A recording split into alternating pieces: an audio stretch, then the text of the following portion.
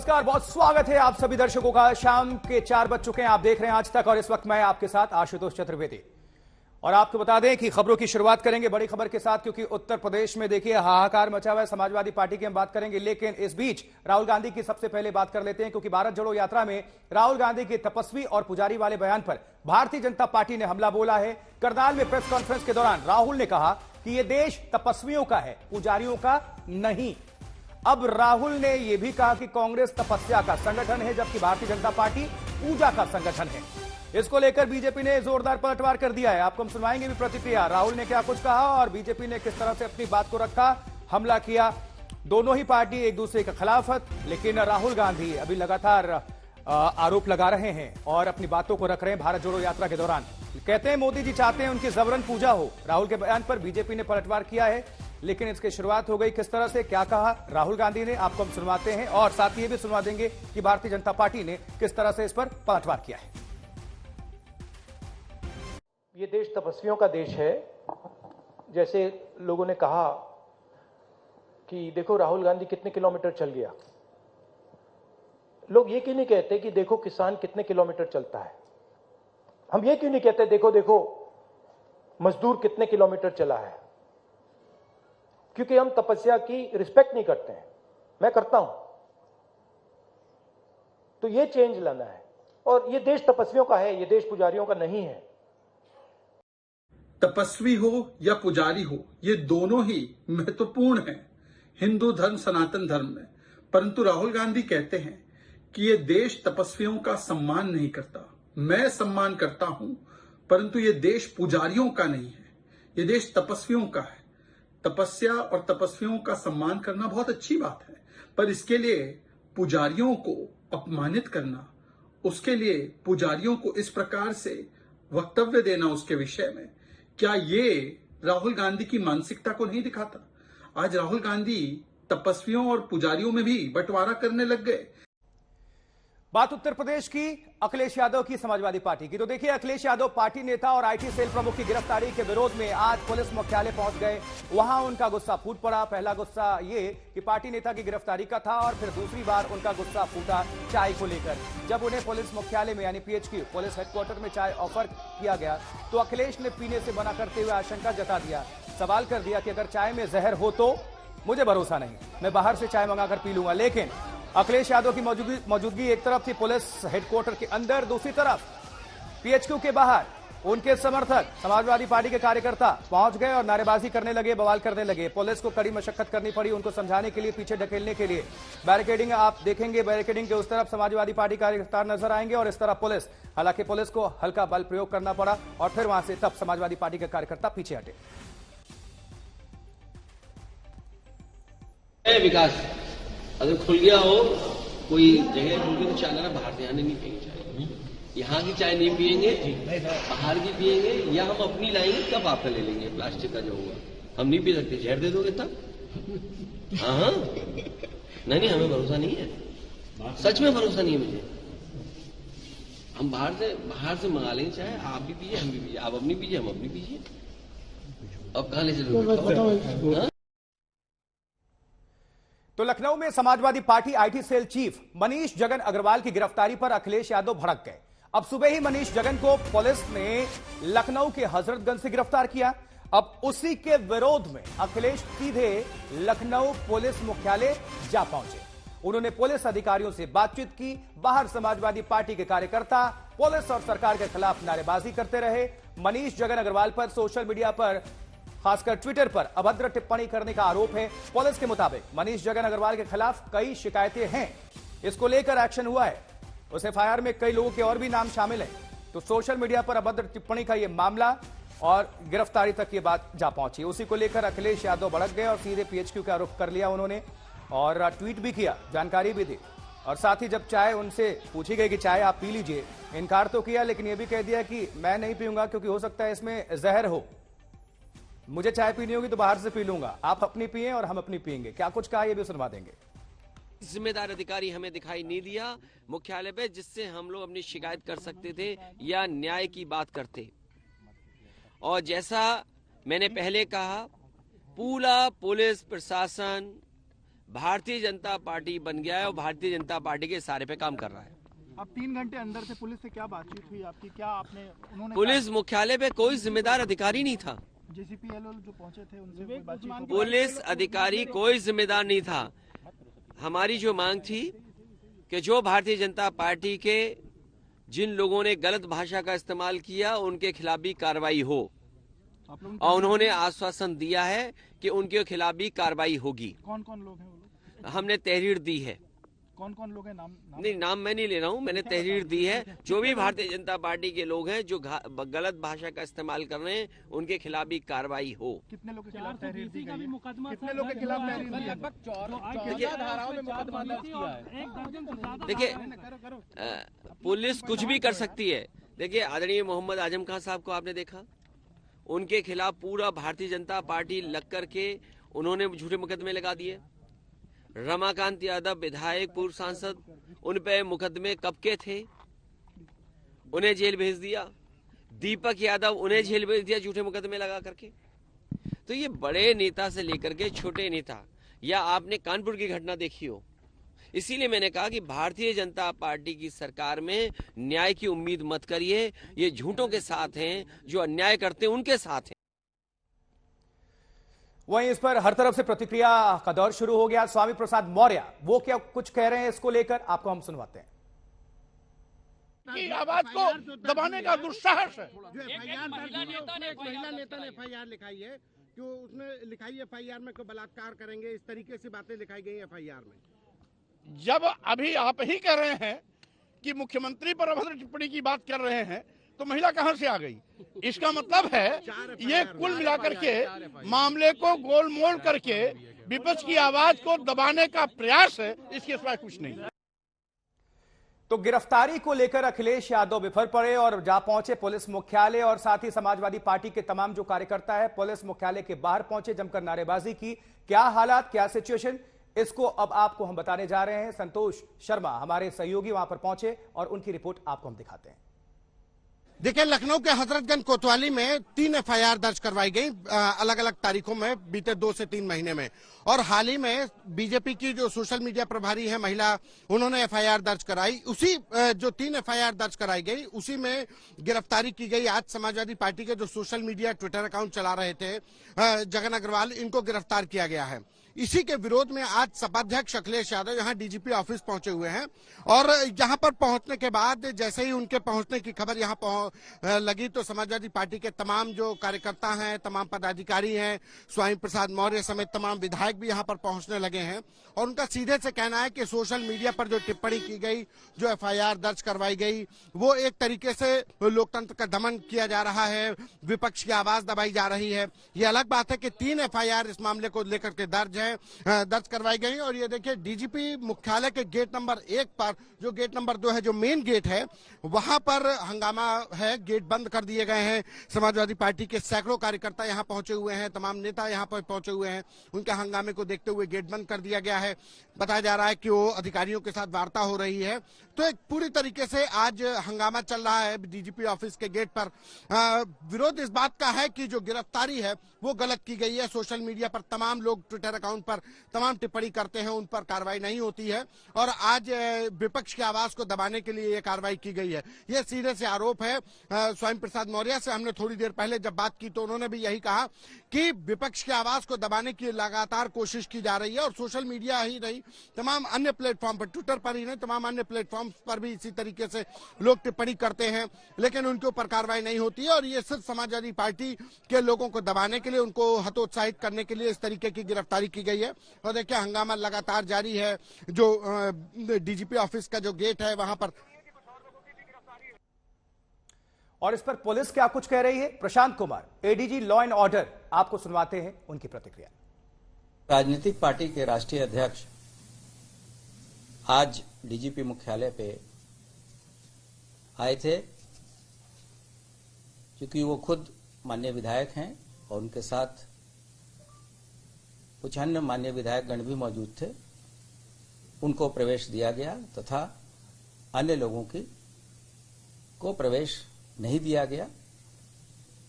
क्योंकि आज संडे का दिन था, तो कोई भी यहाँ सभी लोग मौजूद नहीं रहते, आवश्यकतानुसार अधिकारी ही यहाँ पे उपलब्ध रहते हैं। यहाँ पे जो लोग उपलब्ध थे उनसे उनकी वार्ता हुई तथा स्थानीय पुलिस के वरिष्ठ अधिकारी भी तत्काल मौके पे आए। राष्ट्रीय अध्यक्ष जी के द्वारा ये जानने का, उनके द्वारा ये प्रश्न किया गया कि समाजवादी पार्टी मीडिया सेल से जुड़े एक व्यक्ति मनीष जगन अग्रवाल को क्यों पुलिस ने डिटेन किया है। इस संबंध में उन्हें सभी बातें बताई गई कि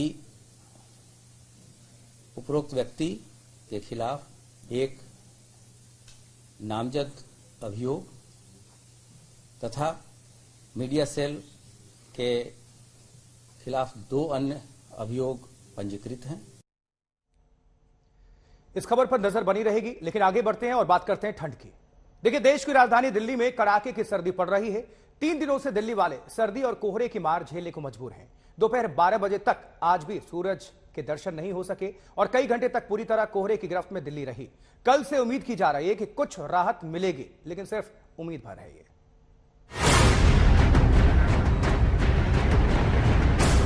दिल्ली की सर्दी अब पूरे रंग में है, ऐसे रंग में कि देश की राजधानी ठंड के मामले में लगातार एक से बढ़कर एक हिल स्टेशन को मात दे रही है।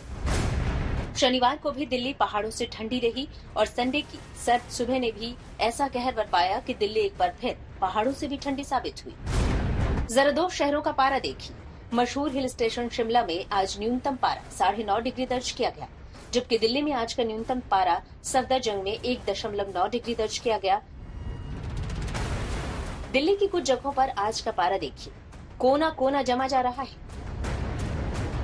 सफदरजंग में पारा 1.9 डिग्री रहा तो पालम में 2 डिग्री, लोधी रोड में 2.8, रिज में 2.2 डिग्री और आया नगर में 2.6 डिग्री दर्ज किया गया। सर्दी और कोहरे का दिल्ली पर डबल अटैक हुआ है। सूरज कहीं बादलों में खोया हुआ है। राजधानी दिल्ली समेत पूरे उत्तर भारत में न सिर्फ कड़ाके की ठंड पड़ रही है, बल्कि सफेद कोहरे की चादर से सुबह के वक्त ज्यादातर इलाके ढक जा रहे हैं। इस वक्त हम लोग मौजूद हैं दिल्ली के कनॉट प्लेस इलाके में। हल्की हवा चल रही है, उसके बावजूद आप देखिए कोहरा पड़ रहा है और इस कोहरे का ज्यादा असर यातायात पे पड़ रहा है, चाहे वो ट्रैफिक, रोड ट्रैफिक हो, ट्रेन हो या फिर फ्लाइट हो, सभी कुछ रुक रुक कर चल रही है। खास तौर से अगर हाईवे की हम बात करें तो उस पर ट्रैफिक की रफ्तार काफी कम हो गई है, लोग बेहद संभल कर चल रहे हैं। धुंध और कोहरा हर तरफ छाया हुआ है। दिल्ली की रफ्तार रुक गई है। माना कि छुट्टी का दिन है, लेकिन दिल्ली इतनी सूनी सूनी तो कभी नहीं दिखी जैसा आज दिख रही है। लोग ठंड के मारे घरों में दुबके हैं। दिल्ली में न्यूनतम के साथ अधिकतम पारे में भी गिरावट दर्ज की गई है। दिल्ली का नए साल में पारा देखिए। साल के पहले दिन पारा 5.5 डिग्री रहा तो 2 जनवरी को भी राहत रही, पारा 7.6 रहा। 3 जनवरी को पारा 8.5 डिग्री दर्ज किया गया। 4 जनवरी से आफत शुरू हुई, पारा 4.4 डिग्री तक गिरा। 5 जनवरी को ये 2.8 डिग्री रहा और 6 जनवरी को 1.8 डिग्री तक आ गया और 7 जनवरी को पारा 1.5 डिग्री दर्ज किया गया। कोहरे का हाल ये है कि मौसम विभाग ने भी आज इसे बेहद घने कोहरे की कैटेगरी में रखा है। जरा कैंट इलाके की ये तस्वीरें देखिए, हाथ को हाथ नहीं सूझ रहा है। विजिबिलिटी करीब करीब 0 है। राजधानी दिल्ली में आईएमडी ने कोल्ड अलर्ट जारी कर दिया है। कल रात राजधानी दिल्ली की आया नगर मॉनिटरिंग स्टेशन में सीजन के लोएस्ट टेम्परेचर रिकॉर्ड हुआ है 1.9 डिग्री सेल्सियस में। आप देख सकते हैं कि मेरे आसपास की कंडीशंस कैसे हैं। डेंस फॉग, एयर क्वालिटी बहुत ही खराब और जो विजिबिलिटी है वो बेर मिनिमम हो चुकी है। ऐसे हालात में ये एडवाइजेबल है कि आप प्रिकॉशंस लें और अगर हो सके तो एकदम अर्ली मॉर्निंग सुबह जब बाइटिंग कोल्ड होती है तो घर से ना निकले, क्योंकि जो कोल्ड कंडीशन है वो एटलीस्ट 4 से 5 दिन और ऐसे रहने की आशंका है। दिल्ली में कोहरे और ठंड ने रफ्तार को थाम दिया है। ट्रेनें लगातार लेट हो रही हैं। आनंद विहार स्टेशन से लेकर नई दिल्ली स्टेशन तक परेशान मुसाफिर हर जगह दिख रहे हैं। एयरपोर्ट पर भी कोहरे का असर दिख रहा है। 260 ट्रेन कैंसिल कर दी गई है। कई ट्रेन 5 से 6 घंटे की देरी से चल रही है। करीब 42 से ज्यादा ट्रेन लेट चल रही है। 20 उड़ानों में भी देर हुई है। हम अभी पटना बिहार से आ रहे थे, तो ट्रेन तो लगभग कुहा और ठंड के कारण 2 से 3 घंटे लेट है। दिल्ली में आज हवा का स्तर आज बेहद खराब दर्ज किया गया है। AQI आज 359 है, यानी ठंड और कोहरे के साथ प्रदूषण ने मिलाकर कर दिया है ट्रिपल अटैक। ब्यूरो रिपोर्ट, आज तक। और बात सिर्फ दिल्ली की नहीं, देखिए दिल्ली के साथ देश के कम से कम 8 सूबे यानी 8 राज्य आज खतरनाक शीतलहर की गिरफ्त में है, चपेट में है। उत्तर प्रदेश से बिहार तक सर्दी ने रफ्तार थाम कर रखी है और उत्तर प्रदेश के लखनऊ, कानपुर और वाराणसी जैसे शहर आज पहाड़ी शहरों से भी ज्यादा ठंड है। उत्तर भारत में ठंड और कोहरे से फसलों पर भी खासा असर पड़ा है।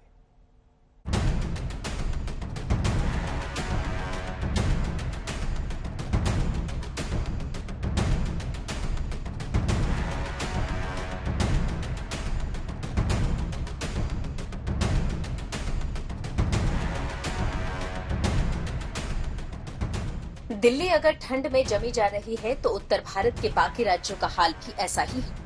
यूपी से बिहार और MP से राजस्थान तक हर जगह सर्दी ने जिंदगी की रफ्तार को थाम दिया है। जनजीवन अस्त व्यस्त हो गया है। सब कुछ ठहरा सा लग रहा है। मौसम विभाग के मुताबिक हरियाणा, दिल्ली, उत्तरी राजस्थान, पश्चिमी और पूर्वी मध्य प्रदेश में, पश्चिमी यूपी और बिहार में आज गंभीर शीतलहर का प्रकोप है। कांप गए यूपी के शहर। दिल्ली के बाद सबसे ज्यादा ठंड का कहर यूपी पर पड़ा है, जहां ज्यादातर शहरों का पारा 2 से 4 डिग्री के बीच में है। कानपुर में पारा 2 डिग्री तक गिर गया, जबकि मिर्जापुर में भी पारा 2 डिग्री रहा। ये वाराणसी की तस्वीरें हैं, जहां आज का पारा 3.8 डिग्री दर्ज किया गया। हर तरफ घना कोहरा छाया है। विजिबिलिटी बेहद कम है।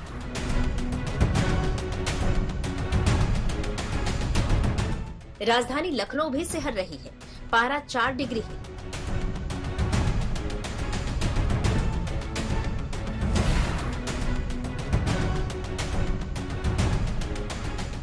उत्तर प्रदेश में इस वक्त ठंड का सितम है। कानपुर और मिर्जापुर का न्यूनतम तापमान 2 डिग्री टच कर गया है, तो वहीं राजधानी लखनऊ में कि कल की रात सबसे ज्यादा ठंडी रात रही है सीजन की। न्यूनतम तापमान 4 डिग्री रिकॉर्ड हुआ है। मेरे इर्द गिर्द अगर आप देखेंगे तो आपको एक कोहरे की चादर नजर आएगी। सुबह का समय है और विजिबिलिटी कितनी है वो मैं शब्दों से ज्यादा तस्वीरों से बयां करना चाहूंगा। आप सामने की तरफ देखेंगे, अगर तस्वीरें मैं दिखाऊंगा, ये 10-90 पार लाइन आती है, साफ दिखती है, पर इस वक्त आपको धुंधली दिख रही होगी।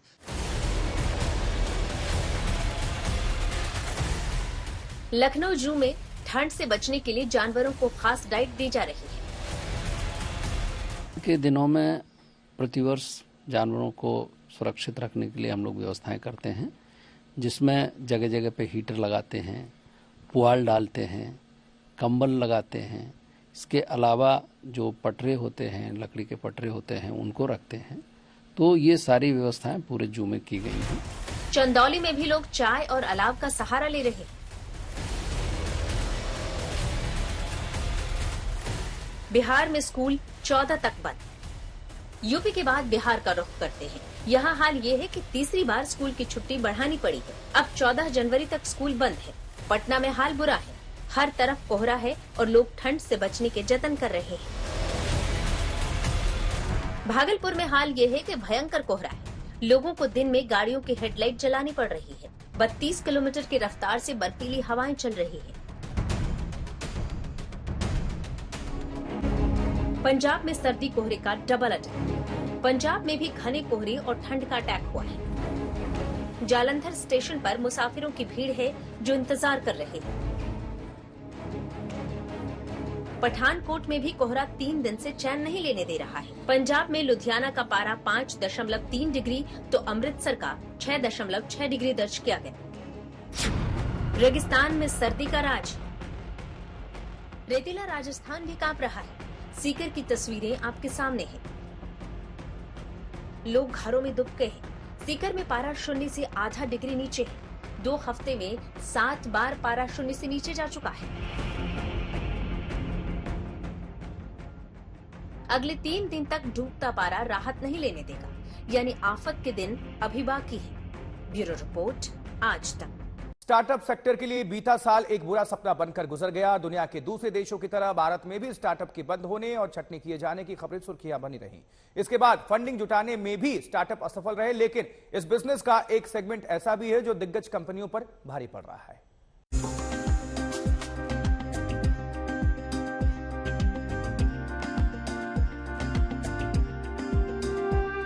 भारत का स्टार्टअप इकोसिस्टम दुनिया में अमेरिका और चीन के बाद तीसरे सबसे बड़े स्टार्टअप इकोसिस्टम में से एक है।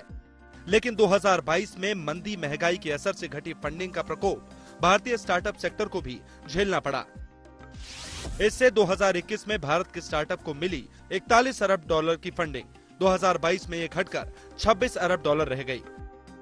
स्टार्टअप सेक्टर में यूनिकॉर्न यानी जिन स्टार्टअप की वैल्यूएशन 1 अरब डॉलर या इससे ज्यादा होती है, अभी तक फंडिंग के लिए वो पसंदीदा विकल्प बने हुए थे। लेकिन जिस तरह से 2022 में स्टार्टअप्स में छटनी हुई और इनके मुनाफे लुढ़के, इससे अब फंडिंग के लिए यूनिकॉर्न की जगह कॉकरोच स्टार्टअप की डिमांड बढ़ गई है। आज की इस परिस्थिति में निवेशक कॉर्पोरेट स्टार्टअप से बहुत आकर्षित हो रहे हैं। ये वो स्टार्टअप्स हैं जो एक स्ट्रॉन्ग बिजनेस मॉडल पर आधारित होते हैं और मुश्किल समय में भी खुद को चलाना जानते हैं। ये रेवेन्यू पर बेस्ड होते हैं। निवेशकों के हर सवाल जैसे profitability margin, net margin, EBITDA, contingency plan, इन सब का जवाब इनके पास होता है। ये स्टार्टअप्स अपने स्टेक होल्डर्स को भी खुश रखना जानते हैं। कॉकरोच स्टार्टअप कॉकरोच की तरह अर्थव्यवस्था या वेंचर के हालात में बदलाव से बेपरवाह होते हैं।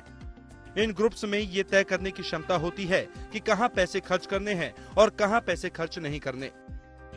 एक कॉकरोच स्टार्टअप बाजार के हालातों और निवेशकों की स्थिति के बदलने के बावजूद भी बना रहता है। इसकी सबसे बड़ी वजह है कि इनमें विपरीत हालात में भी खर्च में कटौती करके कारोबार को बढ़ाने की क्षमता होती है। कॉकरोच स्टार्टअप कम तनख्वाह, कम खर्चे और कम बजट वाले कारोबार होते हैं।